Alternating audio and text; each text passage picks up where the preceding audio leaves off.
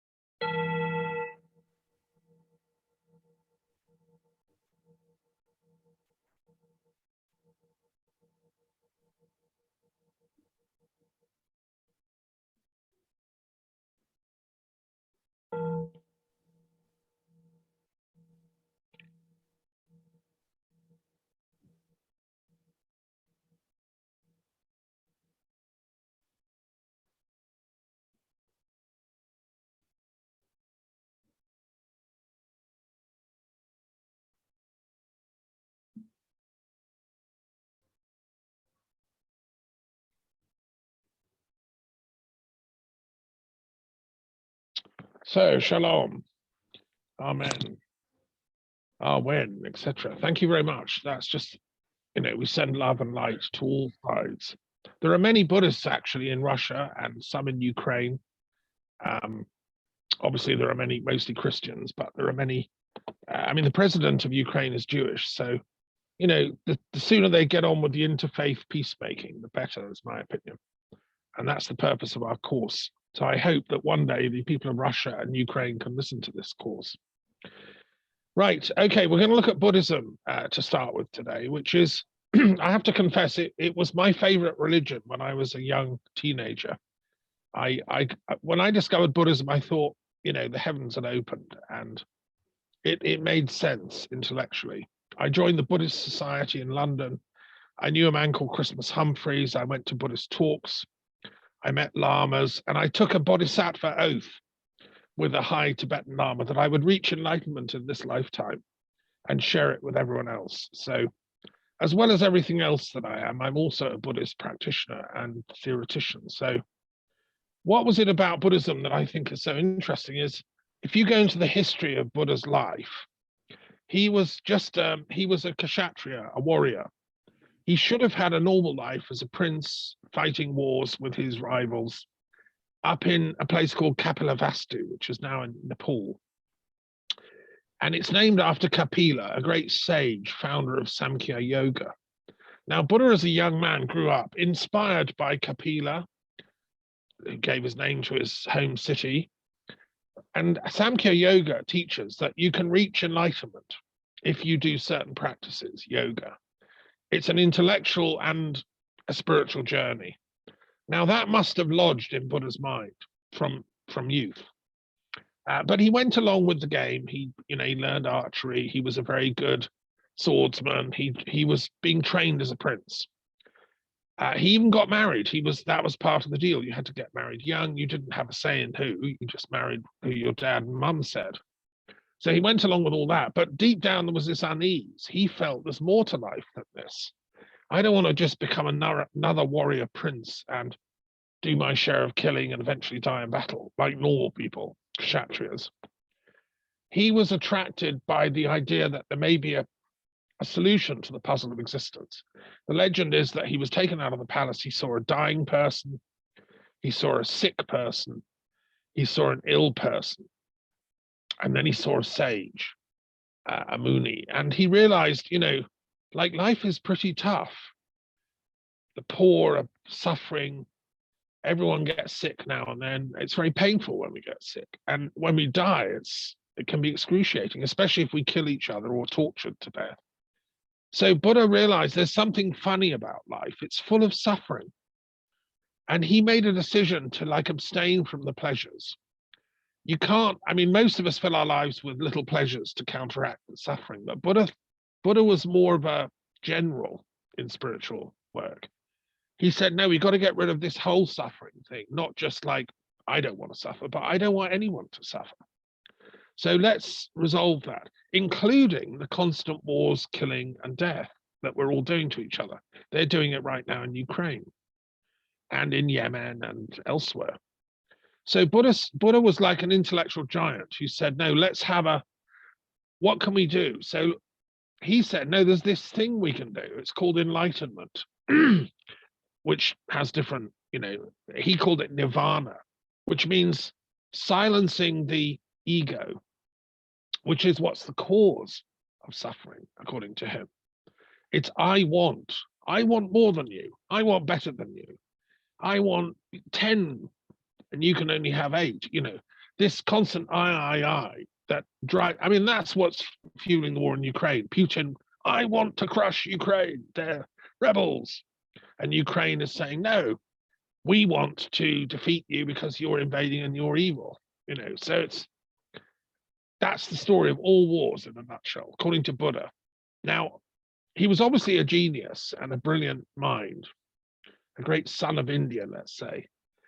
And he went off into the forest to practice austerities. You see, you can't figure out the mystery of life unless you abstain from the round of ordinary pleasures and pains. So he just stilled his mind, stilled his body, practiced meditation, lived on a minimal diet. He gave up sexuality and relationships. He did this alone, which is difficult, but that's what you have to do if you're going to find enlightenment normally. And he did this for several years, and he reached a very high place of consciousness. And he reached enlightenment. This is the tradition. This is the teaching. Now, what does that mean? What is enlightenment? Well, in Buddhism, it means, and I think it's the same in all the religions, it has different words, different names in Jainism or in Hinduism or in Sikkhism, as we'll see, or in Christianity, but fundamentally, it's always the same thing, I think. It means to see through the karmic wheel of life, the cycles of suffering. We all know that if we do a wrong thing, if we lie or cheat or something, the karma comes back on us. We get our comeuppance. So gradually, as we grow up, we learn to be good because it's like ridiculous to be bad. Most of us. If we plant wrong thoughts, they come back at us too. So Buddha was about purifying the mind through meditation so that we stop this wheel of suffering and we purify our karmic seeds so they become enlightened. And then we're in a place where we can help others, like a doctor. You can't be a doctor in a psychiatric ward in a mental hospital if you're crazy yourself. You have to become sane, right? And so Buddha was like a master physician or doctor. He reached the enlightenment. And the tradition is that he then was sort of fasting under a tree. A beautiful village girl gave him a bowl of milk. And that was his realization that he shouldn't be such an extremist. Enlightenment doesn't mean just like going off into the forest and hiding forever and being like, I want enlightenment. It's itself a kind of ego game. I'm going to get enlightenment. No, I think psychohistorically, if we analyze Buddha's spiritual journey, I think that was a big revelation. This beautiful village girl, giving him milk as a compassionate thing. To him, that was an acceptance of the life process, that we don't have to abstain from all being. We are in a body, we have physical, needs like to eat and so on and so on. And one can accept that, but still be enlightened.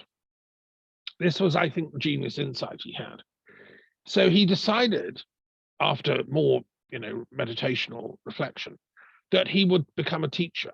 He was tempted to just go off into a cave and live forever and just keep his enlightenment to himself. He said, no, I'm going to share this with society. And he went back, and by tradition, he went to Sarnath, which I've been to. It's near Varanasi, Kashi. It's an amazing place, Sarnath, and it's got Buddhist temples there. That's where he gave his first public sermon.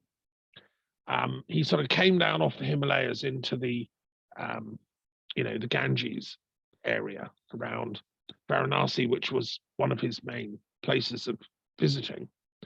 And it was a deer park, and it's still beautiful, worth going to. I went on pilgrimage there about 4 or 5 years ago. Now, the problem is, how do you convey enlightenment? How on earth can you convey what he'd been through, this long spiritual journey? How can you convey that? So he was a brilliant teacher. He synthesized it all down into just a few basic insights, which he summarized as the Eightfold Path. And that is a very interesting thing to learn, and to follow. And really, it's fundamental to all the religions. We should all be doing this. It's right speech. So that rules out lying, swearing, shouting. Like, if we just did right speech, the planet would probably get over its troubles. Like when Putin called the president of Ukraine a Nazi drug addict, that's not exactly very good diplomacy, is it? I mean, it's disgraceful. I mean, it's not true. The guy's Jewish and his parents died in the Holocaust. I mean, how ridiculous can you get? So right speech, right thought, that's difficult, but we can think good thoughts. Right meditation, right concentration. A lot of these Eightfold Paths are about stilling your spiritual nature, allowing the ego to dissolve into the divine mind. Essentially what's going on here. And then right action, of course, because there's no point like being all pure in thought, but still going on raping, killing, and cheating. So you have to do right action. And then you have to have a right livelihood. So you become something useful, a teacher, a doctor, I was going to say lawyer, but I'm not so sure about that. Something useful and good for society. So anyway, he taught this for many years, and he gradually accumulated a lot of disciples, students who followed this. Now, one of the basics principles in Buddhism was nonviolence. You can't even take the initiatory vows of becoming a Buddhist or anything unless you swear to ahimsa, just as you do as a yogi. You can't But you see, what Buddha was trying to do was provide a model, a method for how we can get rid of the urge to violence. It was a revolutionary idea. Instead of just saying, yes, non-violence, it's saying root out the causes of violence within us, which is this egotism, this I want to be bigger, better. If we're going to psychoanalyze the origins of violence in Homo sapiens, then we can say it's the males fighting for the females. They do it in all animal species. Two goats start attacking each other to get the nicest goatess, and that's universal. It's a sort of sexual urge, wanting, to have expression. But what Buddha was saying is stop the fighting. Let's live, let's share the beauty of life, and suppress that ego, that goat that wants to fight the other goats. Because we're too clever now. We have weapons that can destroy each other. And that doesn't satisfy any women unless they're crazy and want the world to be destroyed. The maintenance of life now requires that we suppress that ego. So that was what Buddha was saying. But he was an ethical pragmatist. And Buddhists, obviously, his teachings spread. Disciples followed that path. They found the Eightfold Path very important. And we know that many of them reached enlightenment. That first generation of Buddhists, there were some very great sages like Ananda and others. And then Ashoka, the emperor of India, northern India, became a Buddhist. He adopted this teaching and spread it. He built stupas, and he converted from being a warrior king to being probably one of the greatest kings of history. He built hospitals. He built, he decided to have something based on compassion. And this was, absolutely revolutionary, what Ashoka did. And so that idea then spread to Sri Lanka, to all throughout India, and also north to Tibet and across to China, and along the routes through the Himalayas and so on. So Buddhist monks and sages took these teachings out of India, and they spread. Very important was a monastery called Nalanda, which I've been to the ruins of. It's not far from where Buddha himself was living, not far from Kapilavastu and all that. It's a beautiful site, Nalanda. So great saints and sages developed what's called Tantric Buddhism there. They married up the best bits of Hinduism, Tantrism, with Buddha's insights. You see, Buddha was, and as to the question, was Buddhism polytheistic or monotheistic? He introduced a new kind of approach to that. He introduced this idea of suspending judgment, epoche, very much like the Jains. Let's face it, we don't know absolutely whether there's one ultimate deity, like in the entire universe, which is very, very big. And maybe we should think there's maybe more than one, or that the one absolute has different qualities. So we can say it's both one and many simultaneously, which is what Plato said. Buddha said, look, we don't know. Our minds aren't capable of understanding this. We're just like grown-up monkeys. Kant said the same thing. The way we think means we can't figure out these ultimate metaphysical truths. So let's suspend judgment on it, and let's just follow the Eightfold Path. Let's adopt non-violence strategically, transform ourselves and the world. And once we're all peaceful, then we can maybe discover whether, the ultimate secrets of one God, many God, and so on. So he introduced a note of what's called metaphysical skepticism, suspending judgment between these ultimate questions. And he said rightly that, look, the trouble is these monotheists are always fighting the pagans, and it just goes on and on and on. So let's just suspend judgment, follow the ethical path, reach enlightenment, and then we'll know. So let's say he adopted this strategy of ethical pragmatism as well, and his followers in the Buddhist tradition have kept that going in China and Japan, particularly very important Buddhist cultures, but also in Tibet. So I'd say they've been 99% non-violent. And this, I think, it's the biggest religion in world history that's been the most influential, spreading the idea of non-killing. In Buddhism, you're not supposed to kill, um, ever. But because it's a pragmatic religion and, people are people, if you're a lay person, not a sworn monk or nun, then sometimes there's a recognition that sometimes if someone goes crazy and starts attacking the village, you might have to take violent, forceful action to defend other people.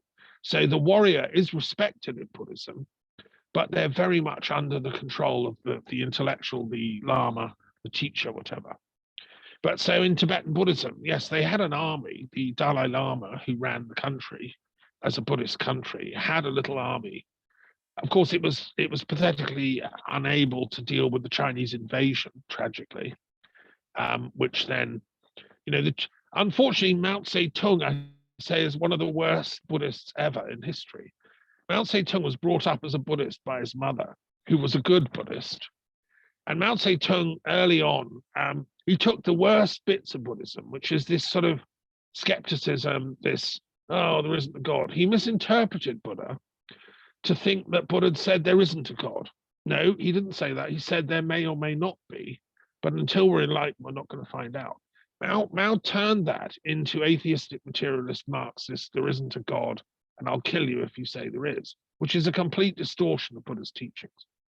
And Mao became one of the most violent, ruthless, cruel mass murderers in history. And yet he began as a Buddhist. So that's how you got to be careful of misinterpreting Buddha's teachings, or you can end up like Mao.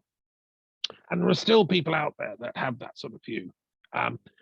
Some of the Japanese, when they did their kind of fascist empire in the 1930s, they were also sort of semi-Buddhist.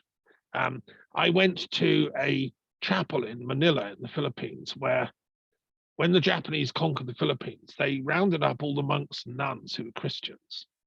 They took refuge in the chapel, and then the Japanese came in and killed them all with bayonets, like 120 men and women who were all religious monks and nuns. And they did so because for them, Buddhism was part of Asian imperialist, like, we're the best. Asia's better than Europe, so we're going to kill these Christians. We hate Christians. And they used that Asian imperialism concept to justify their Japanese empire, which led to killing anyone that isn't part of that project, like in this case, the Christians of the Philippines.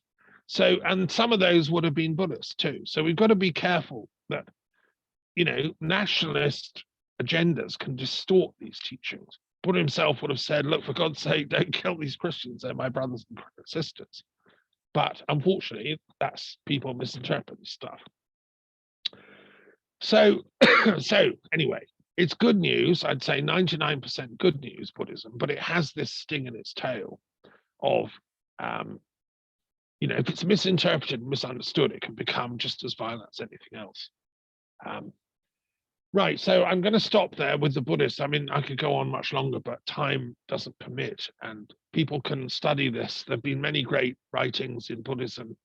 There's this wonderful dictionary of Buddhism, which is one of the, you need to get a good dictionary of Buddhism and study all the different schools, like the Japanese Tendai school, the Huayan traditions of China. It's a very profound metaphysical teaching that leads one into the depths of reality. And I think meditation and study is much more interesting than killing,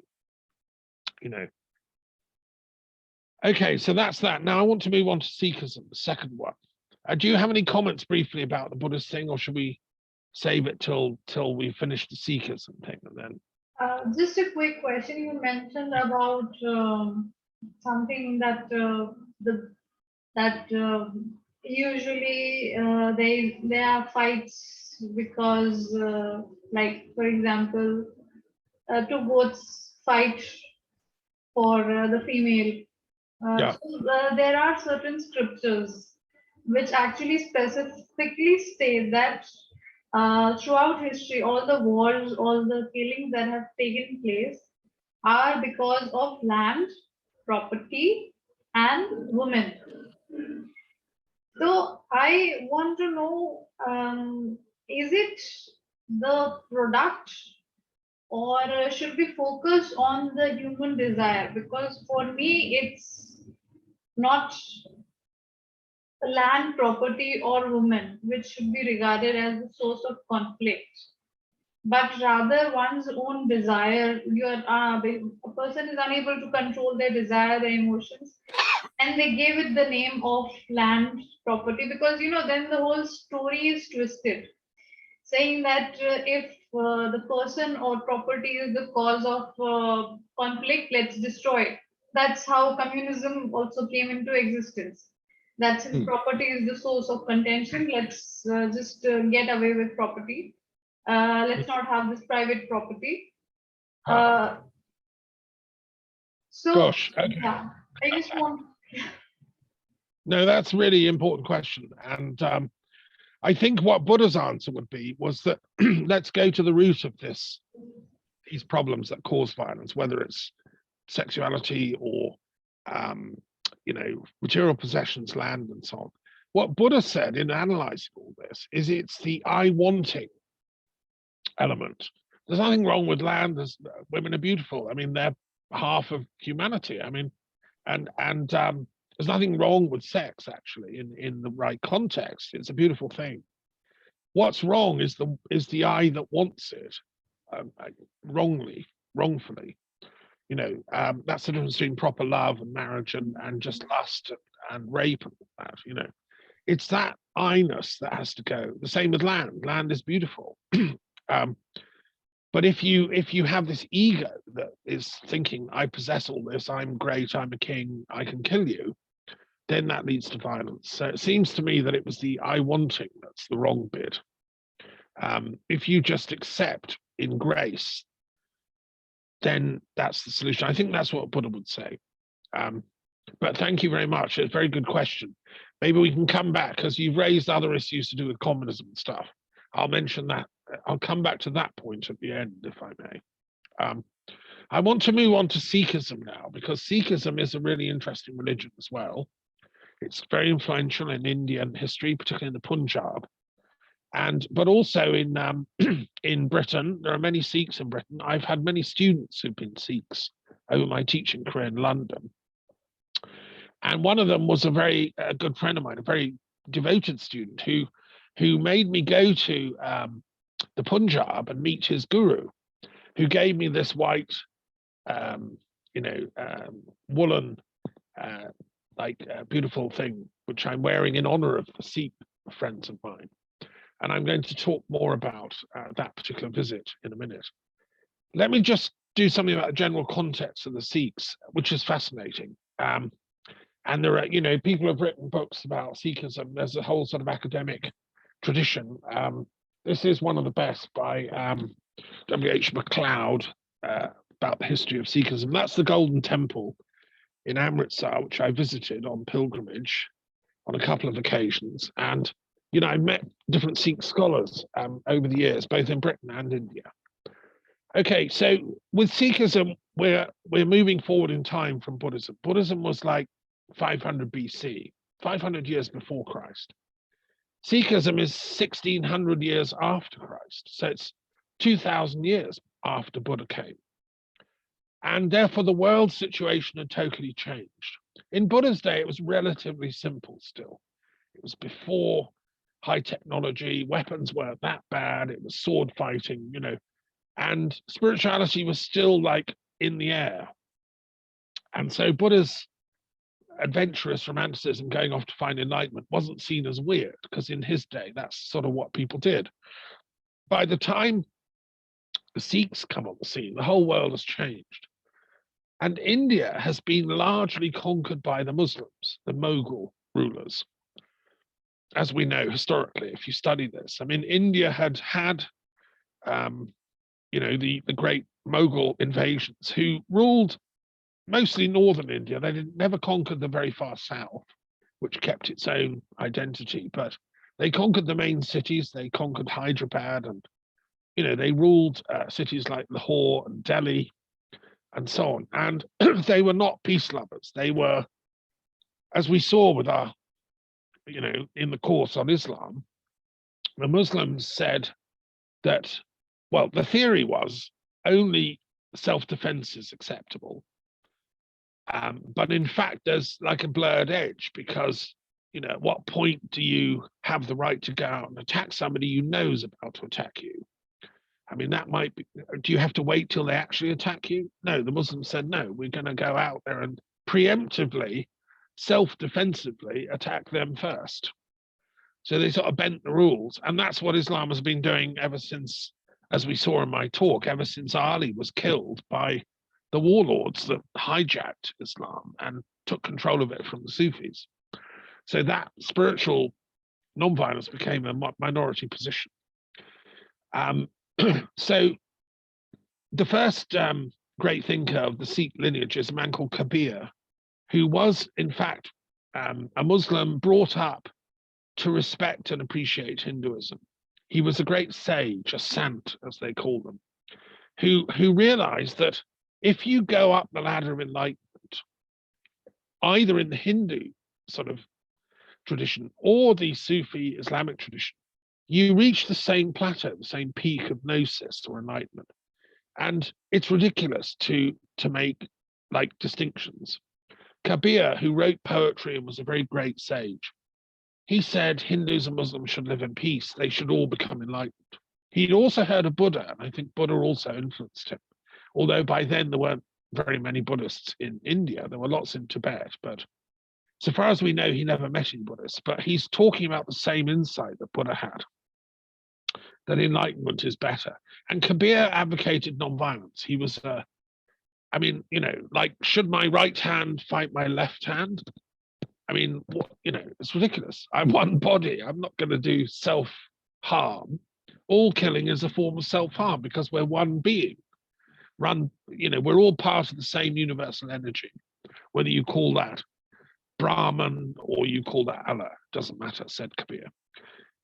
Just the next generation, a great sage who studied Kabir's teachings appeared, called Guru Nanak, who was a wonderful, spiritual seeker, and he realized that this is the way to go.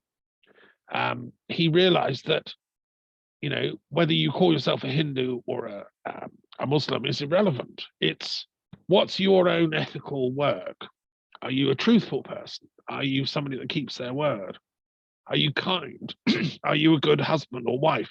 Are you a loving person? Do you spend some part of every day in prayer and meditation? Do you study? These were the things that Guru Nanak thought were important. And he attracted to him students who were both Hindus and Muslims, because he seemed to be talking the truth. And he didn't say, go out and kill the other. He said, the other is you. We're one. So the same thing, right and left hands don't fight each other. This is how I feel about Ukraine and Russia. They're like the right and left hand of the Slavic people. It's ridiculous to kill each other. So Guru Nanak, bless him, became a teacher. He was a great poet. He loved music. He would often put his teaching into music. The Punjab at that time was full of just a sort of spiritual, like a collective enlightenment, if you want. And he was very fortunate to be there when this was happening. He lived to a ripe old age, had a long white beard at the end of his life, and many, many students came to him. And miraculously, nobody killed him. He stayed ahead of the hit squads. And partly this was because the Mughals by that time had become quite enlightened. The Emperor Akbar was a bit of a sage. He'd had the same realization that actually being a Hindu or a Sikh or a Muslim, he said, let's have a religion of light. Let's have one universal religion, the religion of light, which is implicit in all these religions. And it was actually Emperor Akbar that gave the Sikhs the land on which the Golden Temple is built. He had heard of the Sikhs, and in a sense, the Sikhs were his protege. Emperor Akbar's religion of light never took off, but except among scholars. But the Sikhs became the fruit of his own attempts as the Mughal emperor. So they left the first generation of Sikhs alone. Unfortunately, when Akbar died, the Mughal Empire was taken over by more extremist Muslims, who then went back to the old style, like killing everyone that doesn't agree with us. And then they started persecuting these Sikhs, which was a tragedy. So Guru Nanak left a disciple student who became the next guru. He in turn left another one who became the guru. And there was a sequence of 10 gurus from about 1600 down, for 100 years or so. And these 10 gurus all treasured this notion that we can have a peace unity between the cultures of India and the world. And unfortunately, the Muslims started attacking them.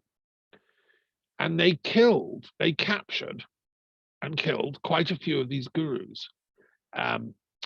Sometimes in gruesome ways. They like sawed their body in half, and they boiled them alive. And, it was quite gruesome what they did to these Sikhs. Why? Well, because the Sikhs were saying, let's have something new. Let's have a new thing, a synthesis of the best of Hinduism and the best of Islam. Now, that offended these reactionary type of Muslims who said, no, but there's nothing better than Islam. You can't do that. That's heresy.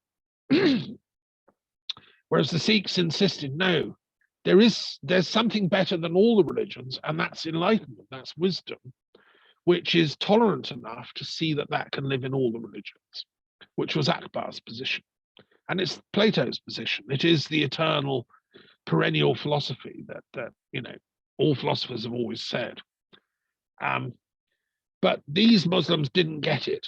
I mean, there are obviously some Muslims got it, and they are the generous, the proper, enlightened Sufi types.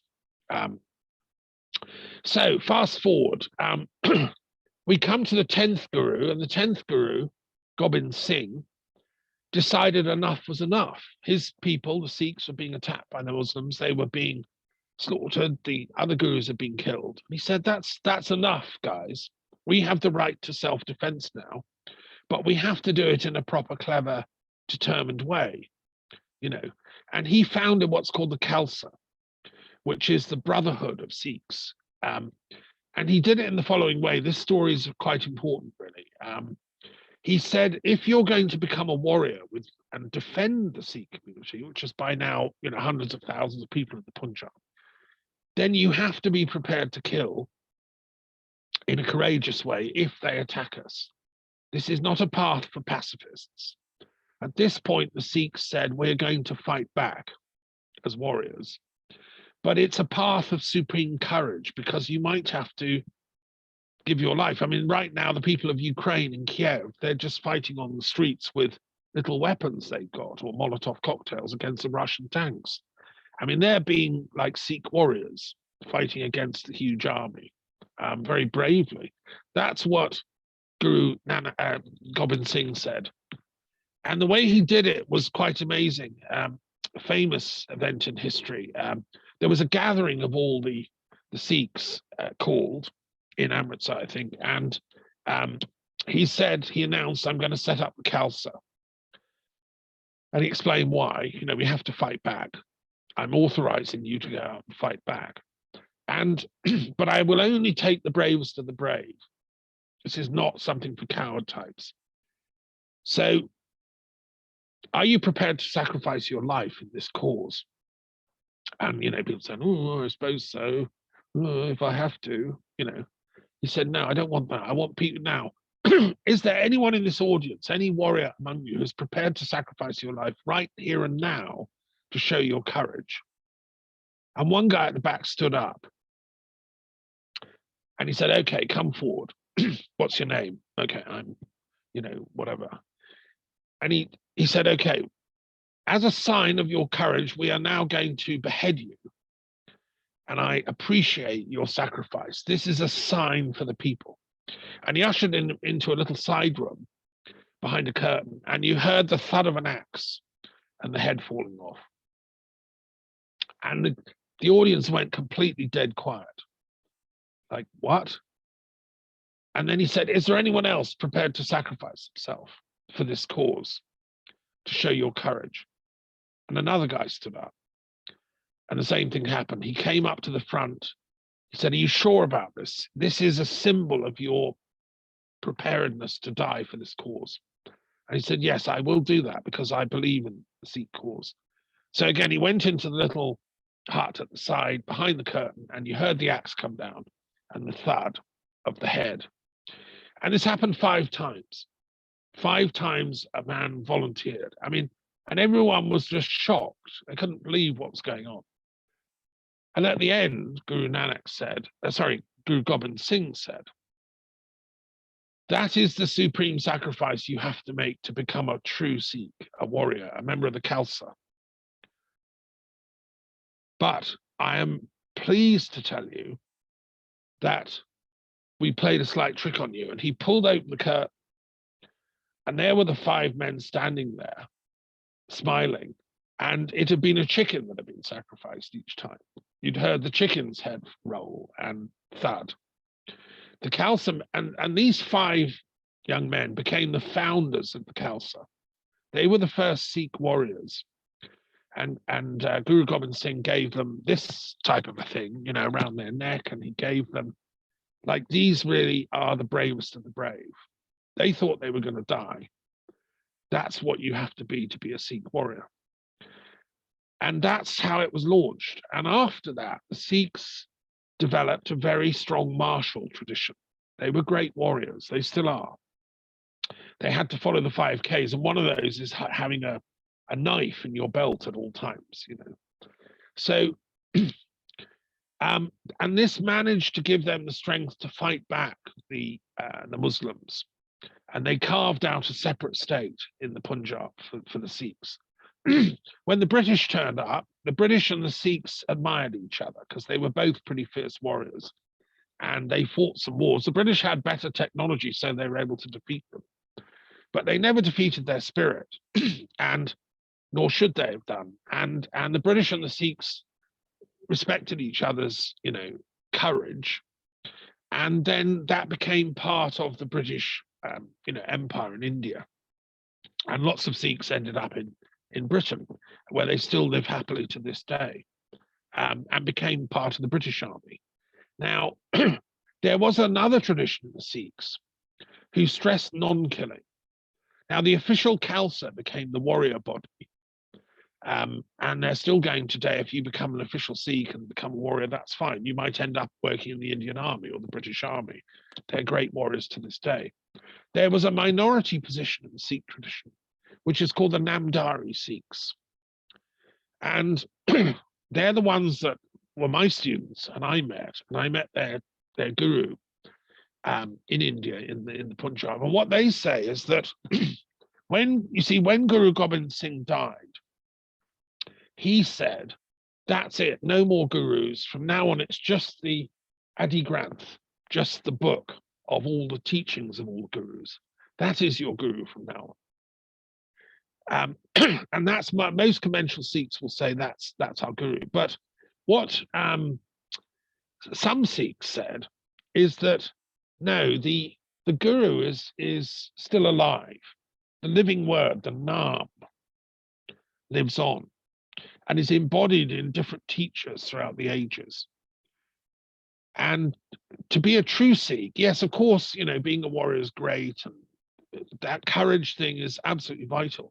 But the greatest of all Sikhs will sublimate their violence and their courage to the spiritual journey. They will become a devotee of truth, not a warrior fighting with swords or guns. And this tradition, the Namdari Sikhs, flourished. And in the 19th century, a man called the founder of the Namdari, well, the refounder, was actually fighting at one point in the Sikh army. And then he became known as Satguru Ram Singh. And he said, no, we can't fight the British militarily, but we can fight them spiritually with non-violence. And he developed in a little village called Bani, near Ludhiana in the Punjab, a spiritual teaching center, which became a non-violent resistance to the British. And they later went on to play a role in the independence movement of India. And so when I was teaching nonviolence teachings in London at the Gandhi Foundation, I met some of these amazing Nandari Sikhs. I'd never heard of them before. They came to my classes and we became friends. And I met the head guru who gave me this white thing and transmitted the Naam, which is the energy of the divine wisdom, so that I learned there is a non-violence within the Khalsa. And that's important. And I ran a meeting in the House of Lords, actually, that their head guru came to, Satguru, who's unfortunately died now. But that witness, even within the Sikhs, that yes, violence is necessary sometimes, tragically, and courage and all that. But the preference is for wisdom, learning, and enlightenment. And we should remember the word Sikh means a student, an eternal student. Anyone that's a student anywhere in the world is by definition a Sikh, looking for truth. So I'm going to finish the Sikhs there. I mean, there's a lot more I could say, but that gives a little glimpse of why they're so important, I think, as a tradition. Okay, any questions about the Sikhs? And then we'll move on to look at the periodic table. No, you can proceed. Okay. Have you met many Sikhs yourself? Do you know, are there Sikhs in Bhopal and roundabout? I know some of them. I have met. Have you been to the Punjab? No, I have not been to the Punjab area, but yes, while in school, I have become acquainted with few of the Sikh friends. Right. And when you're studying at school in India, do you get taught different religions? Were you taught about the Sikhs and so on as part of your schooling? No, we are not taught about different religions as such in the school curriculum. There are no religious teachings. In fact, that is prohibited.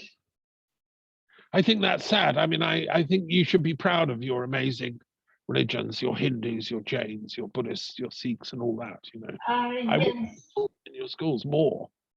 Yes, but then there is this concept of secular keeping the Yeah, well, institutions from religion, free from religion talks, so that there is no conflict. sure. Now I understand that, but I mean, we have that in France here as well. But I think that's a misunderstanding of both religion and secularism. I mean, you can look at religions plurally in a scientific, if you want, secular way, without taking on the fundamentalism and the dogmatism of any of them. You have to look at it critically, which is what we're trying to do in this course. But anyway, so thanks for that. Okay, I want to move on to the sort of second half, last bit of our class today, which is I want to talk about the periodic table of the world's religions. Right now, this I've shown you this before, I think, in former sessions. This is a scientific tool. We're talking about, is it possible to look at religion scientifically? The point of our course is yes, it is. And therefore, as a teacher of religious studies in the British school system for 10 years, I devised this table as a scientific tool, emulating the concept in the table of the physical elements that you get in chemistry and physics. Every chemistry department in the world or physics department has the table of the elements, like, oxygen, hydrogen, helium, and so on. And you have to learn them. You have to master them to become a chemist or a physicist. And we have a lot of knowledge of what these atoms are made of, how many protons, neutrons, electrons, and the orbits and all that. I mean, modern physics is quite sophisticated. They've even broken down the subatomic particles within these other things into quarks and leptons and all that. So people at Caltech, great physics teaching place in California, they know all this stuff. And you can't be a physicist without knowing it. Well, I'm arguing, this is quite a revolutionary move. I'm saying to know about religion and philosophy, really, and in this course, we can only give people a sort of a broad introduction to it, right? But to know about it in detail, you have to master this entire table. And if you don't, you're like a novice, because you're like a physicist who only knows about one or two elements. You couldn't get a degree in physics and only know about oxygen. I mean, you couldn't say, I'm coming to learn physics, but I don't want to learn about hydrogen or iron or nickel, only oxygen. I mean, they'd laugh at you and throw you out of the course, right? I'm saying if we're going to look at religions scientifically, which is what I'm trying to do here, we have to look at them in a methodical, scientific and ordered and structured way. And for that, we need a periodic table, which is what this is. And it's the first time any religious studies expert has thought of this or done it. And I did it because of the hard graft of trying to teach my subject to very bright children in grammar schools in England, in Dorset, where they were really intelligent. They wanted to become great, I don't know, engineers. I want to become an engineer or doctor or lawyer. Very clever young boys, teenagers. And they mocked religion. They said religion is stupid. Only people that are sissies believe in all that. God's ridiculous, outmoded. Well, you can't make a living at that. Why do I want to follow that stuff? It's just old-fashioned. It leads to wars, So I would say to them, yes, of course, it's precisely because it leads to wars that we have to study it. You can't ignore it. It's like being a medical doctor and saying, I'm not going to look at cancer. I hate it. It's horrible. I'm never going to treat people with it. No, you have to. It's because it's a problem that we have to learn about it and treat it. So anyway, that's the context. That's how it grew. The table is an attempt to map. It's like a cartography for all the different religions. And we won't have time in this course to do more than a few of them. What I've covered today is the Buddhist ones, which are these dark red ones. Now, each religion comes in a cluster. So the Buddhist ones have different types, just as, say, metals have different types of metals in the periodic table. So the overall family of Buddhist religions has different types. One of them is the Theravadan type, which is the first earliest teachings of Buddha in the Pali language. That was the first primordial teachings. And that tradition has taken to Thailand, to Sri Lanka, and southern Southeast Asia. But there's another tradition called the Mahayana, which is the great vehicle. And that was taken to Tibet, China, and Japan. And that was the notion that, and this is a very important distinction, as a Buddhist, I shouldn't work just for my own personal enlightenment, which is what the first generation said, like find enlightenment. That was the big thing. The Mahayanists, 200 or 300 years later, said, well, that's a bit escapist. I mean, okay, you can go off and find enlightenment and live in a cave up in those Himalayas, but what if your entire village and your city are falling apart with crazy people running it who are unenlightened? If they all start like doing the Ukraine-Russia type thing. I mean, there are people right now in Russia and Ukraine that are very enlightened. I know some of them, great philosophers and sages. Well, if they just stay in their ivory tower and do nothing, who's going to stop the madmen, the Putins running amok? So Mahayana said, no, we've got to come out of the cave and go and teach the people so that everybody becomes enlightened. Everybody in the entire village, in the entire community. And, that was the Mahayana idea. So that's also got its own box.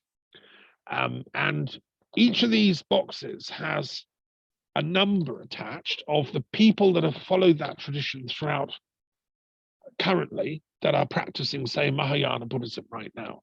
There are different schools. There's in Japan and China and now elsewhere in the world, there are Mahayana Buddhists.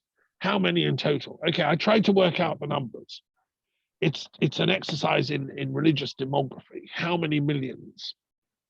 And of course, then there's definitions. What is it to be a Buddhist? Does it mean you go to the temple every week, or you've taken the vows, or what? There's subtleties of definition here. But then there's a second number on each of these boxes, which is the total number of followers of that path, or in the whole of history. Estimated, and again, it's an estimation of historical demography. and Hinduism, by the way, is the yellow boxes here. Let's talk about Hinduism, which we looked at a couple of sessions ago. Like, again, how many Hindus right now practice and follow that path? Again, it's a question of definition. What is a Hindu? Is it someone that was born into a Hindu family, or someone that goes to the Hindu temples occasionally? I mean, if it's going to Hindu temples, then I count as a Hindu because I've been to loads of them. I've sat in meditation and prayer in loads of them. I've sat and meditated with different yogis and teachers. So again, definition is interesting here. The second one is how many have followed that path in all of history. So, for instance, there's a separate box for the followers of Shiva, people that worship Shiva and go to Shiva temples and read the Shiva sutras and the Shiva scriptures, and that put the ashes on their head, and that you're a Swami in the streets and whatever. There's different types of Shiva followers. Some of them very sophisticated intellectually. There was the Kashmir Shiva tradition, highly advanced stuff. Then you've got the Vaishnavas. They have their own box. And again, how many now currently would say they follow Vishnu, and roughly how many in the whole of history? So these numbers are very important and interesting. Okay, so the blue ones are the Christian ones, which we looked at last session. They're a monotheist, tritheist thing, because they say Father, Son, and Holy Ghost. They have three gods in one, three in one. But they're the blue ones. And again, different denominations. There are Protestants, Anglicans, Quakers, Unitarians, Roman Catholics, Orthodox. And I was saying earlier, this problem in Ukraine is a sort of religious battle going on. Yes.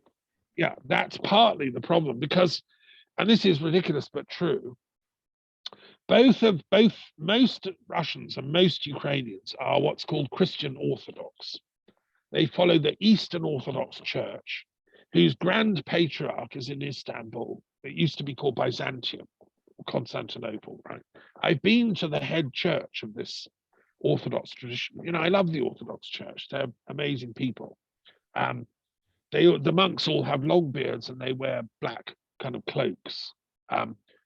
There are Orthodox Christians also in southern India, in Kerala particularly, but also in Bangalore and places. And St. Thomas, who came and brought Christianity to India, who's buried in Chennai, I've been to the tomb. There are followers of his that are still in India who would call themselves Orthodox, right? Anyway, the tragedy of this is that the Russian patriarch lives in Moscow. He's the head of the Russian Patriarchal Orthodox Church. And the Russian Orthodox Church has a sort of, a funny kind of view that it is the only Christian tradition that matters. The others don't matter. And when I asked them to sign the Interfaith Peace Treaty once, the head of the interfaith relations of the Orthodox Church wrote back to me and said, in Russia, no, I'm not signing that because we don't accept any other religions are valid. They're all devil worshippers. Ours is the only pure, true religion. Russian Orthodoxy is the only one. And I couldn't believe it. I think he actually thinks that. I think some of these people around Putin actually believe everyone else that isn't a Russian Orthodox is a devil worshipper. Secretly, they don't tell you that in public, but they told me that secretly, right? And I actually think Putin believes that. That's his theology. So meanwhile, the Ukrainians around Kiev, which was the mother church of Orthodoxy in Russia, hundreds of years before Moscow, the Ukrainians said, well, we are a separate country now. We want our own patriarch to have equal authority with the Moscow patriarch. So they went to Patriarch Bartholomew in Istanbul and said, please appoint a patriarch for Kiev who will be Orthodox, but equal to the one in Moscow. Bartholomew looked into it and said, fine, you're a separate country. You can have your own patriarch. And he blessed him with holy water. And there we got the patriarch in Kiev. So the Ukrainians are very happy. They've got equal status in the eyes of God with the people in Moscow. But the Russians are not happy. because Putin and his circle see this as upstart threatening their exclusive access to God and being rivals, so sending tanks in to crush the nasty Ukrainian devil worshippers is like partly a religious war. And I have a friend in Ukraine who's a philosopher in Kiev who told me that this war is being fought not only in Ukraine, Russia, but also in Africa, in Alexandria, in other countries, because wherever there's an Orthodox church settled, and there are some in India, the Russians will say, we're the best, we're the Russian Orthodox Church. Don't follow those other Orthodox Christians. They're evil, devil worshippers. We're the best. So do you see what's happened here? It's a sort of egotism of my faith is better than yours. Buddha would laugh at all this. Someone in the red boxes would say, these people have totally lost the plot. They've turned Christ into a sort of mannequin that they wave in front of the battle. So I expect there are some Russian soldiers genuinely going into battle in Ukraine thinking Christ is on their side, because Putin, who's a good friend with the patriarch in Moscow, has sanctioned the invasion. Therefore, Christ is on their side. And they probably have been brainwashed into thinking the Ukrainians are devil worshippers. But equally, in the Ukrainian defenders, there are many Christians who would say, no, these people are crazy. They're attacking us. And in the name of Christ, although I don't want to, we must defend our country. So that's just an example. The Christians have been doing lots of wars for a long time. Catholics and Protestants fought each other, justifying it because they had the true faith. From a Christ perspective, and I would say the Christ position is similar to Buddha, it's someone who's enlightened, truly, truly. It's nonsense. It's turning religion into like football teams, which is absurd. There's Hindu. The green ones are the Muslims, which we've looked at in a previous course, and again, all the different varieties, subtleties with the numbers and so on. This is the Shinto ones, which we've touched on briefly, but we could have had a whole session on Japan, the Shinto religion, which again is a primal pagan religion. On the whole, it advocates peace, but if you have to fight, then you fight with skill and daring, This is the humanist ones, so things like skepticism, agnosticism, atheism, materialism, and so on, the different philosophical humanist positions.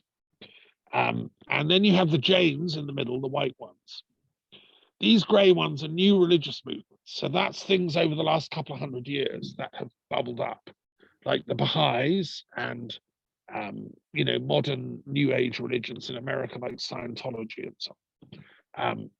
Then you have the Jewish religion, which is down the side here, these sort of peach color. And again, you have different varieties. And we looked at them in our talk. And here's the Iranian ones. We looked at Zoroastrianism as one of them, but there are others, Mithraism and so on. Then there's the esoterics, which we haven't really had time to look at properly, but things like theosophy, anthroposophy, and Freemasonry, which is very influential in some cultures, including in India, and Rosicrucianism, that kind of thing. Then we have the very bottom is the philosophical schools. So we have things like Kantianism, Hegelianism, Pythagoreanism, and so on, because it's a table of religions and philosophies, right? Okay, that's the sort of cartography of the map. And of course, if you think about it, the numbers are always changing because people are dying and being born. It's just like a photograph at this time of a map of the world's religions. The top ones are very interesting. They're the green ones. Those are the pagan religions. So you've got things like shamanism, the Egyptian religion, Hermetic teachings, Druids, the pagan religions of all the different parts of the world are listed up here in the green ones. And they were the first ones, including Greek and Roman and so on. But again, the numbers are always changing. And another question philosophically is, can one be in more than one box? My students, when I used to discuss this with them, would say, well, which one are you in, sir? You know, and I mean, technically, I've been an Anglican Christian, I'm baptized, but I'm also a Druid, I'm a senior Druid, but I've also taken initiation in Buddhism. I've also studied yoga and, you know, worshipped at the Temple of Kali for many years. So I'm an honorary Hindu. I've met and you know, fallen in love with Shintoism. So I'm an honorary Shinto and so on and so on. I think, and then my students would say, you can't do that, sir. You can't be more than one. And I would say, why? Who says? Where does it say in the instruction manual for planet Earth life incarnation that you can only be in one box? I haven't read that anywhere. I would say, actually, we have a duty to be in as many as we can and learn about them, find out about them, because that leads to tolerance. I'm coming back to Akbar's position. By the way, the Sikhs, they have obviously their own boxes, which are here. There's basically two forms: religious or philosophical Sikhism. You know, I'm in the philosophical Sikh thing. You know, I've had my initiation. I'm a Sikh philosopher as well. Now, I maintain, and I'm a Kabbalist, so that puts me in one of these Jewish boxes as well, right? Now, by having studied them all, if you get to the point of being able to say, I can see the wisdom in them all, then you're not going to encourage or support killing between the diverse ones any more than if you study physics and you say, well, I love carbon. It's my favorite element because it makes life possible. It mingles with everything else. But if you happen to love hydrogen more because it is the biggest and most incredible element and makes water and we can't live without it, we're not going to have a fight between carbon lovers or hydrogen lovers. We acknowledge that, yeah, carbon's amazing. You go off and worship carbon, find all about it, write books on it. You can go off and study hydrogen and do that. We're all still physicists and chemists. Well, I want to get the planet to the same place. We study all the religions in depth. Every school should have this on their wall, I believe, just as every chemistry department has the table of elements. When I come back, my next incarnation in 100 years, I want to see this on every single university wall, religious studies department. And this is not just about religion, it's humanities, it's philosophy, because you've got all the philosophy and you've got the sciences listed. So there's a box here for physics. Philosophers that say physics is the most important subject and that study it in depth. You've got a box for philosophers that say mathematics is the most important subject. Many great thinkers in history have said maths is the key to reality. You can't get enlightened unless you understand, you know, all the details of mathematics. And that idea goes right back to Pythagoras and Indian mathematicians, right? So that's also got its box. So this should be on every humanities classroom wall, history department, philosophy department. And we should, in a sense, reclaim religious knowledge from the fanatics and the bigots who are only worshipping in the one box. We have an intellectual duty as scholars to say, enough with all that fanaticism, enough with Putin and his demonizing of everyone else, apart from Russian Orthodoxy, which leads to wars. Enough with Islamic fundamentalists who say it's fine to blow up anyone else because they don't follow our branch of Islam. You know, this is simplistic and dangerous stuff. And therefore, as scholars, this is part of our antidote, in my opinion, as peace scholars, to learn this. So I'm going to challenge everyone who wants to come on our course. You have to download, look at the website where this is posted. I've just produced a poster size version of it, which is behind me on the chair. You can probably see it here in big. This can go on a classroom wall. It's been printed just in the last week by a friend of mine in Canada. And we can ship it to every school or university that wants a copy. I'd love your university, you know, Jagran Lake City, to have a copy of this. Thank you so much. Yes, it's beautiful. And yeah, I would definitely like to have one of those, at least in my class. Excellent. Well, when it's, I mean, this is a prototype, but when when it's got its website, we're ready to ship it, then I'll let you know as soon as possible. But that will happen. And I'd love it, as I say, every school, you know, this is a serious project. This has taken 30 years of research to put together. This is, I think that the more enlightened the kids can be, the next generation, if we as teachers can tell them about this and what it symbolizes, then they're going to be less angry and hateful about other cultures. You know, I mean, one of the other things Putin hates is the West, whatever that means. He's always, we hate the West, we hate them. But you know, a lot of the new religions I mean, America's a very religious country. It has lots of different movements and had a thing called New Thought. It has a New Age tradition. It's had many advanced spiritual seekers. You know, does Putin know anything about that? No, of course not. You know, I'm saying study, going back to Emerson and Thoreau, who was a great teacher in America of nonviolence, who influenced Gandhi. If you, just to finish, I think every single box can be a path to enlightenment. Okay, which puts me in another box, which is down here, called Metta Mahayana. My view, which is sort of, is that, okay, original Buddhism said you have to be a Buddhist to become enlightened and follow a certain path. 200 years, 300 years later, Mahayana came and said, no, everyone has to get enlightened and become a Buddhist. I'm saying, Metta Mahayana, I'm saying, no, everyone has to become enlightened, but you don't have to be a Buddhist. You can be a Hindu, a Jew, a Christian, a Sikh, but you do have to become an enlightened version of that. So in each box, there are people that advocate peace and nonviolence and enlightenment within their own linguistic formulations and their own conceptual matrix, right? But there are also fanatics who say ours is the best, the only, and we're going to kill you if you don't realize that. So that's the struggle. It's an internal struggle inside each box to bring to the fore the people that are more tolerant, more intellectual, more sophisticated in their knowledge acquisition. So that's what the website goes into in detail. Because if you click on the box, you see what values and virtues it promulgates. You know, Sikhism, courage, integrity, truth, and each box has its own set of values and virtues.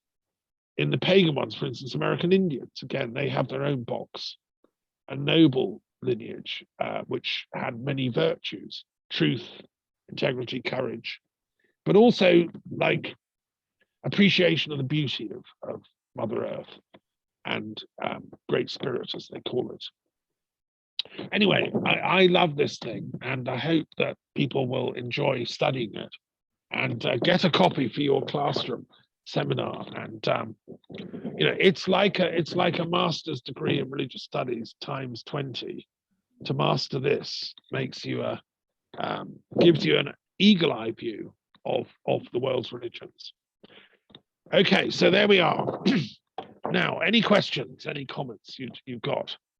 Yes, I think first of all, your periodic table of world religion is beautiful, and it really should be present in all the universities of the world.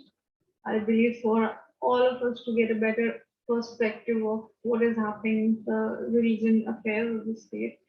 One just quick question.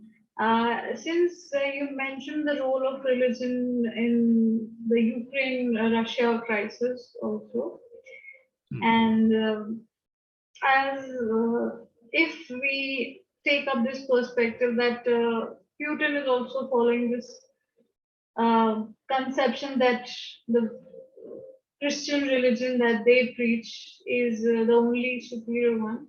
So, if that is the case, then I believe the war would not end with Ukraine alone. I mean, possibly it would continue to attack and invade other countries also, because if they have already declared that the Christian religion is the most superior of all, then I think they would. not be just attacking the Western countries, but also probably the Eastern countries as well. Will have Well, I'm sure if Putin could get away with it, he would. You know, I mean, he's already threatened Finland and Sweden, saying if they don't do what he wants, he'll attack them. I mean, the man's gone crazy. I think we have to identify and name what he represents, which is it's been called Christian nationalism. What he's done is he's married up Russian nationalism, which after the end of the Cold War and the dissolution of the USSR, Russians didn't know what to believe in anymore. They went through a real existential crisis because for 100 years, well, 90 years, they'd all been good communists, and that had an ethical, gave them a sense of meaning and purpose. I totally understand that because I've I have many communist friends from back in the day. My mother was a communist. She believed in that dream of a world of equality and brotherhood and all that. And there are many communists in India. I've met some of them, clever people. But when the state fell apart, USSR, it didn't, that was difficult. They actually dissolved the Communist Party. So what do you do? Where do you go? And a lot of people drifted into the church because that gave a sort of center of identity to them. And so they reasserted, well, no, hang on, Russia's Orthodox Christian, that's who we are. And they sang their hymns and lit their candles and stood for hours. The thing about Orthodox services I don't like is you have to stand up all the time. There's no pews in the churches. That's why I much prefer the Catholic or Anglican church. You can sit down, right? Well, These Orthodox. but they do not openly advocate that they're fighting the war on religious. I mean, what they are saying is with regard to interference of NATO. Well, I mean, I'm sharing with you things on this call that I know from much study. I mean, I'm not just repeating what I see in the media. I'm talking about the intellectual origins of the thing. And this is a Christian nationalism, which is asserting the identity of the Russian people as the Orthodox faith. Now, Putin has influenced this same idea in America, and with the Donald Trump phenomena, this alt-right or right-wing American Christian nationalism developed. So Americans suddenly started saying, we're Christian white people, and we deserve the right to be what we are, Christian white people. And if you're black or you're Asian or you're Hindu or you're something, you're not really American. To be really American, you have to be a white Christian. So you had the whole white supremacy movement in Trump's America, which was very powerful, and it helped put him into the White House. And it took over the evangelical tradition of Christianity, which is one of the boxes. It's an evangelical Protestant version. These people then started asserting their right to be Christian nationalists. And it was borrowed, the meme came, the idea jumped really from Putin's Russia to America and back. And they were all getting into bed with each other on chat shows and on Fox News, which is a propaganda outlet for this view, this worldview. Now, then that spread to Britain, and Christian nationalism was behind Brexit. Putin bought, using money, because he's one of the richest people on the planet. It's estimated he owns $200 billion of wealth, which is all stashed in Western banks, by the way. This is one of the ironies of the whole thing. He's got it all stashed away in shell companies. And that's why the West is now sanctioning him. They're going after his money, which is what gives him this power. So he bought the Conservative Party, which is a sort of Christian nationalist tradition in Britain, but it was a soft one. Although tell it soft to the Namdari Sikhs, they would say no, it was quite hard. When I went to Bani Sahib near Ludhiana, they showed me their museum, these Namdari Sikhs.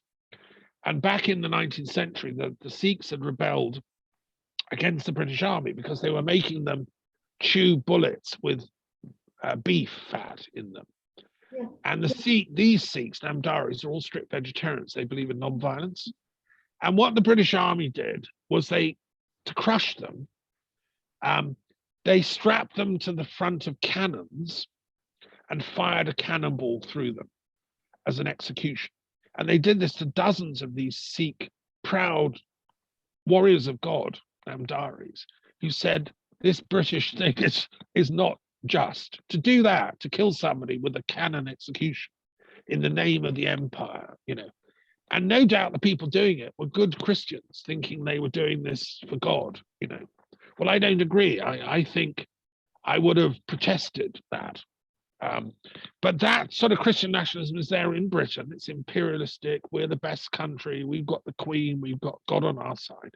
That's what gave the power to strap those Namdaris to the cannon. And it gave the British the feeling of Brexit. We're the best country. We're going to be independent. We don't need Europe. They're all like, they eat garlic, racist kind of stuff. Well, so that Christian nationalism is dangerous, and it's still about. And it's the total opposite of the spectrum from the kind of Christianity that I would advocate, which is intellectually rigorous, and tolerant. But so, okay, any other questions? I mean, it's big, deep stuff, this. Yeah. No, I think that would be. Where's Gandhi? Where would you put Gandhi on this chart? He believed in Jainism. He was also influenced by Christianity. Personally, he was Hindu. And he was also influenced by Theosophy, which is one of the esoteric ones. His first lectures were at the Theosophical Lodge in South Africa. So he'd be like me, be in several boxes, the Jain, the Hindu, some of the Christian and so on. And that's why I like Gandhi. You see, he came to his teachings of nonviolence through study, through experiment. He calls his autobiography My Experiment with Truth. He wanted truth, which is what I want. We all ought to. And so he explored them all. I mean, if Gandhi was alive, he would love this. He'd hang it in his ashram, in my opinion. Because, I mean, he was killed on the way to a prayer meeting. He was a man that believed if we study spirituality in depth, it takes you to nonviolence. And I absolutely agree with that. So I don't know about Glenn Page, the founder of Nonkilling. Do you know much about his religious background? About his religious background, not much sure, but he was influenced by Jain philosophy a lot. And yes, to a great extent, he was influenced by Jainism. Right, excellent. I imagine probably he might have had a Christian phase in his youth in America growing up, and then he went to fight in the Korean War and all that stuff. Yes, actually, yeah. When he went into the Korean War, it was therein that he realized that he does not like the killing, America. and yeah, he did not like the kind of war that was going on, the kind of killings it involved. So that was the turning point in his life, and that's how he decided that he is now going to adopt this philosophy of non-killing. And then he was influenced by Jainism, and then later on he developed this idea of non-killing because Jainism looked more utopian to him, and non-killing looked more practical. Yeah. So no, I think that's very interesting. Has anyone written a detailed intellectual biography of Glenn Page, like going into his childhood, his youth, and all that? I don't think so. There is his biography, but yeah, definitely I'll try to find out. You should write it, Kacheni. You because you didn't meet. Did you meet him? No, I have not met him. Oh, okay. I met him just at the end of his life when he came to a non-violence event in India. We met, but I didn't know him properly, But it'd be lovely if somebody would write it up. You could do the research and find out. He was probably a Methodist or something in his childhood, and then grew out of it, Be interesting. What I would say, just to finish, is that I think what we can learn from this table and from the course generally and from today's class on Buddhism and Sikkhism and so on, in a sense, we need to reinterpret this concept of non-killing, which is a negative expression. Absolutely, we have to do that, but we have to actually go a bit further Buddha would say we have to learn to kill the ego. Instead of killing the other, like, I'm going to kill the Ukrainians, I hate them, or whatever. Putin should sit at home, do some meditation, go to the Buddhist temple in St. Petersburg, which is amazing. Talk to some of my Buddhist friends that teach in Russia, and learn to kill his ego, because that's the cause of the violence. You know, after you kill the ego, you can enter the divine mind, the mind which doesn't have an I in it, which is like a sea of divine consciousness. And Dalai Lama, that means the the teacher of the ocean of wisdom. You know, so that ocean of wisdom is open to all of us. But the entrance price is to kill the ego. And that was Guru Gobind Singh's point. You can only enter the kingdom of God, the Khalsa, if you're prepared to kill the ego. And they thought that was literally they had to die. But no, the Sikh just kills that ego, that greediness, that graspingness, that hatred. You see, if you get rid of the ego, then none of those negative things happen. So I would say if we take Glenn Page's work and apply it to this religious field, we can talk about the killing of the ego. So we're allowed a bit of killing. It's in human nature. We all like a bit of killing. But now let's do it on our own egos. And we can then share a world of co-enlightenment, you know. You don't have to change your religion. Just get enlightened, you know. So anyway, that's my final little, I hope that helps. Yeah, definitely. Yeah. Right. And I am actually going to be teaching a course on enlightenment in, like when I finish this course, I'll be teaching a course on enlightenment, which is going to take a year. It's like a master's program. I'll send you details of that. Yeah, definitely. Good. Well, it's been lovely. Any other questions, or should we finish there? Is that enough? So that's enough for today, I think. Right. Conclude the session over here. Yeah. We have just one more session. Yes, we have just one more session remaining. So thank you for your time, Thomas. No, it's my pleasure, my honor.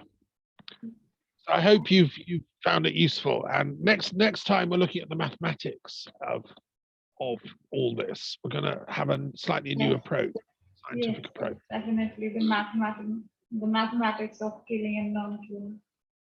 Yeah, and I hope you can share some discoveries, because you've been doing some statistics on killing, haven't you? Yes. How many? Yes, So I myself have prepared a non-killing index. Right, so I hope you can share about that and tell us about the mathematics. Definitely, we will share that. Right. And let's hope before then that the war in Ukraine stops. We can pray. Definitely. Yeah. I think, I hope it stops. Best. Well, we're going to make it stop by spreading enlightenment and education. I'm going to finish with just one gong. Let's finish the class today. I'll just do one gong and we'll send love and light to Ukraine again. Okay, and then finish.